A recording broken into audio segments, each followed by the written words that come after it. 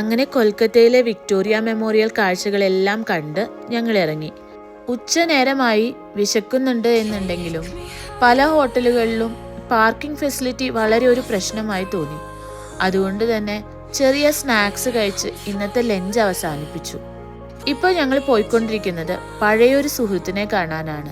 10-15 കൊല്ലം മുമ്പ് കൂടെ ജോലി ചെയ്തിരുന്ന ഒരു സുഹൃത്തിനെ കാണാൻ. അദ്ദേഹം സോഷ്യൽ മീഡിയയിലൊന്നും അത്ര സജീവമല്ല. അതുകൊണ്ട് കൊൽക്കത്ത വരെ വന്നതല്ലേ, വീട്ടിൽ പോയി ഒന്ന് കാണാമെന്ന് കരുതി. ഇതൊട്ടും പ്ലാൻ ചെയ്യാത്തൊരു യാത്രയാണ്.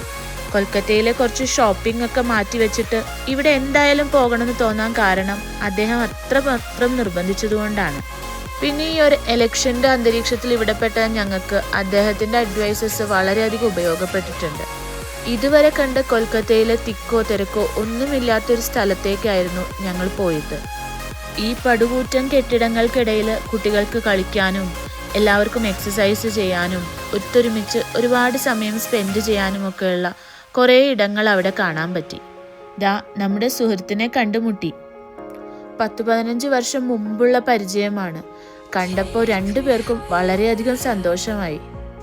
ഏകദേശം 5 മണിയോടുകൂടി ഇവിടെ എത്തിയ ഞങ്ങൾ അല്പനേരം ഇവിടെ സ്പെൻഡ് ചെയ്തിട്ട് അപ്പം തന്നെ പോകാമെന്നാണ് കരുതിയത്. അവരവിടെ നമുക്ക് വേണ്ടി ഒരുപാട് ഭക്ഷണ പദാർത്ഥങ്ങൾ കരുതി വെച്ചിരുന്നു. ഇതാ അവിടുത്തെ ഫേമസ് ഫുഡാണ്. എല്ലാം നല്ല ടേസ്റ്റായിരുന്നു. അവരുടെ തനതായ രീതിയിലുള്ള ഭക്ഷണങ്ങൾ പരിചയപ്പെടുത്തുക എന്നതും കൂടി അവർ നമുക്ക് വേണ്ടി ചെയ്തു.